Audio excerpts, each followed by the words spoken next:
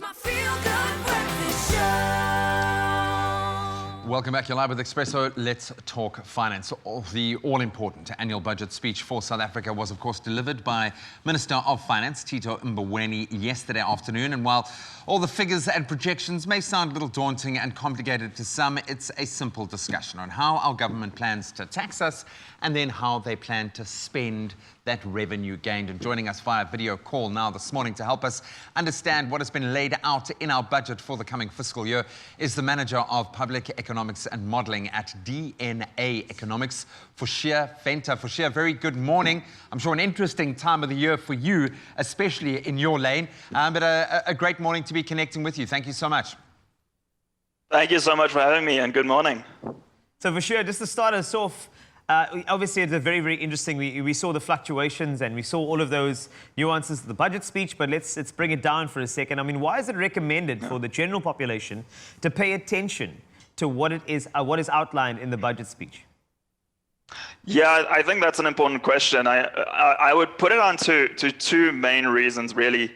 The first is, I think the one that intuitively we kind of know is the fact that we pay taxes, and therefore we want to know that how government is going to spend that, meaning that the budget speech and the budget processes are mechanisms through which government is held accountable for their decisions to the people that pay taxes. So that's firstly very important. And secondly, from a more kind of economic point of view, a sequence of bad decisions around budgeting at the government level can have very detrimental negative impacts on the economy later down the line. And having government explain those to us and explain their decisions to us so that they can defend those decisions is therefore really important. So it is important for us to pay attention, because eventually even the smallest decision within the budget can affect us quite meaningfully. Yeah, man, and we work hard to pay those taxes. Absolutely. We want to know exactly how it's being spent. So let's break down some of the key points here that Minister Mboweni outlined yesterday in that speech. What can be said about the tax proposals that were put forward, and what were some of the pleasant surprises? Hit us with some good news. Yeah, so from a tax perspective, at least from the taxpayer's perspective, it was generally relatively good news.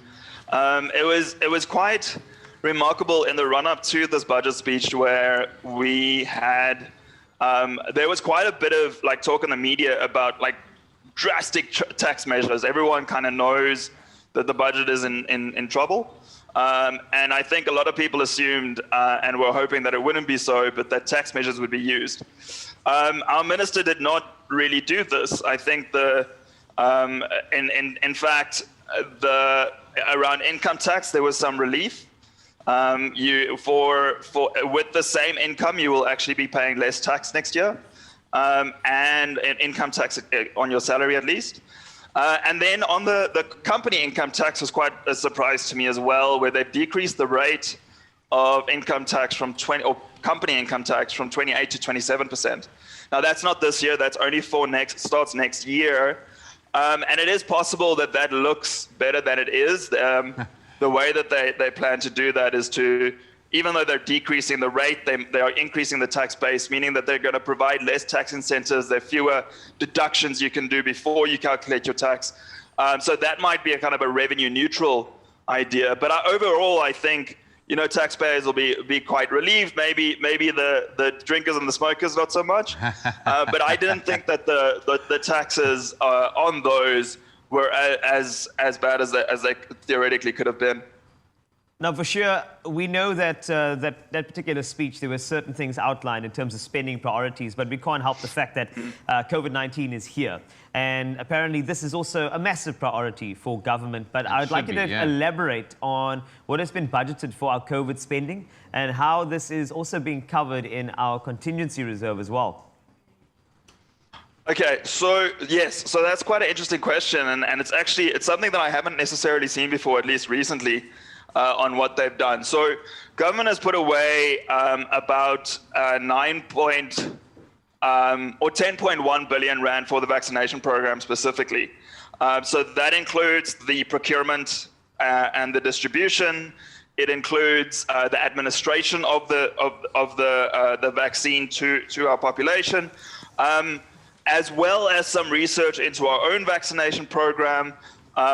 So that's good money. But what they've done, which is interesting this year, is usually when they budget 3 years in advance, as they do, they put away what they call a contingency reserve. Now that's around 5 billion rand usually, and that you can think about that as like an emergency fund in general. So what they've done for next year, because they don't know what the vaccination program is going to cost, they've put away an additional 7 billion rand into the contingency reserve, of which 9, so the total is 12, of which 9 is then specifically as an emergency fund for the vaccination program, which I think is very, very good practice and should really be commended. And then just finally, they have also extended the COVID social relief of distress fund by 6.3 billion rand into the future slightly, but which is also, I think, very, very needed at this point. So I think on balance, fairly positive for the little man, for the big man as well. Just not for the drinkers and the smokers out there, but that might have been expected. Fouché, thank you so much for breaking that down for us. I think clearly focus in the right areas, which is most importantly what the public wanted to hear, that we are dealing with COVID, and the vaccine and that process seems to have brought a lot of confidence. But Fouché, have an awesome day. I'm sure you've got a lot of numbers still to crunch today, so go and do your job, man. Thank you so much for joining us. Thank you so much, guys. Have a good morning. Pretty positive. Yeah, definitely. I mean, yes, I mean, the syntax thing, I know, drinkers and smokers. However, that particular fund is really, really vital, though. That's the big news from the budget speech. For other news, here's Zoe.